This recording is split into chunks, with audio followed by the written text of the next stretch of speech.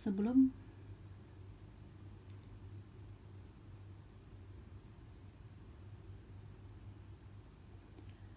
kita membahas tentang materi perbandingan secara keseluruhan, ada baiknya kita lebih dahulu mengenal apa yang dikatakan dengan perbandingan.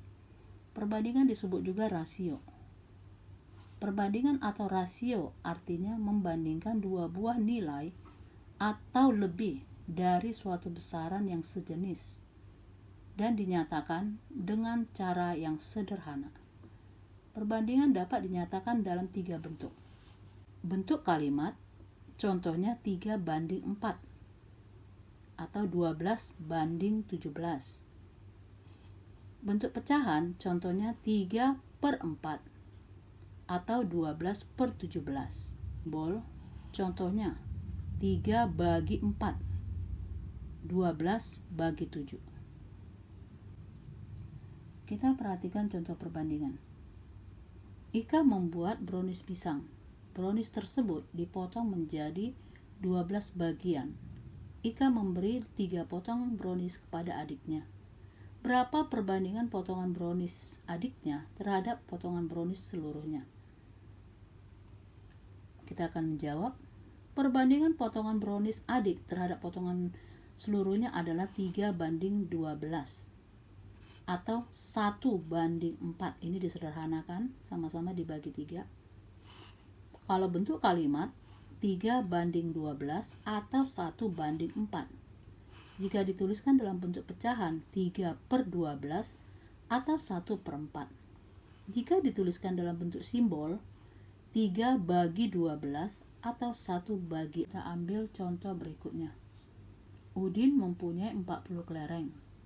Randy mempunyai 70 kelereng. Berapa perbandingan kelereng Udin terhadap kelereng Randy? Berapa perbandingan kelereng Randy terhadap jumlah kelereng? Dan berapa perbandingan kelereng Udin terhadap selisih kelereng? Kita akan menjawab, perbandingan kelereng Udin terhadap kelereng Randy adalah 40:70.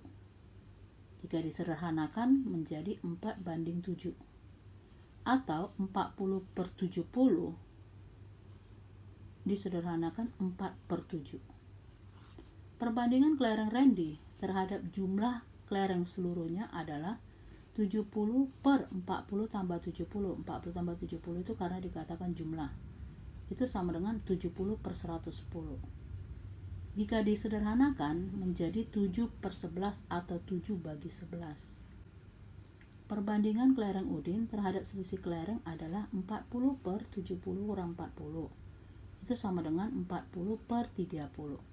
Atau disederhanakan menjadi 4/3 atau 4/3. Sekarang kita bahas materi perbandingan secara keseluruhan. Yang pertama, kita menentukan hasil perbandingan dari dua buah perbandingan.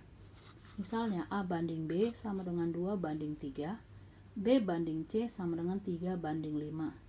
Kalau kita perhatikan di sini, A sama dengan 2, B sama dengan 3, B sama dengan 3, C sama dengan 5. Karena di sini B sama-sama 3, mungkin kita akan menjawab langsung adalah A banding B banding C itu sama dengan 2:3:5. Tapi cara yang lebih akurat untuk menentukannya, kita perhatikan A banding B sama dengan 2:3. B banding C sama dengan 3:5. Di sini B kita urutkan secara sejajar ke bawah. Perhatikan tanda panah. 2 kali 3 sama dengan 6, 3 kali 3 sama dengan 9, 3 kali 5 sama dengan 15. Sehingga A banding B banding C sama dengan 6:9:15 ini semuanya bisa sama-sama kita bagikan 3. Sehingga A banding B banding C 6:3 dapat 2, 9:3 dapat 3, 15:3 dapat 5. Kita perhatikan contoh berikutnya. P banding Q sama dengan 3:7, Q banding R sama dengan 4:5. Berapakah P banding Q banding R? Kita perhatikan jawabannya. Di sini Q sejajar ke bawah. Sehingga perhatikan anak panah, 3 kali 4 sama dengan 12, 7 kali 4 sama dengan 28, 7 kali 5 sama dengan 35. Sehingga P banding Q banding R sama dengan 12 banding 28 banding 35.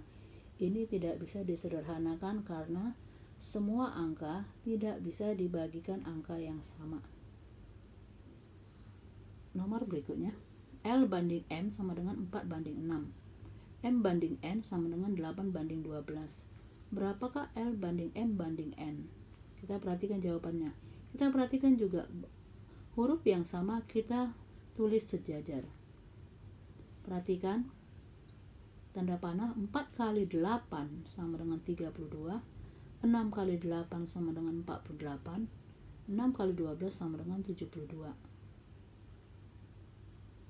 Angka ini sama-sama kita bagikan 8.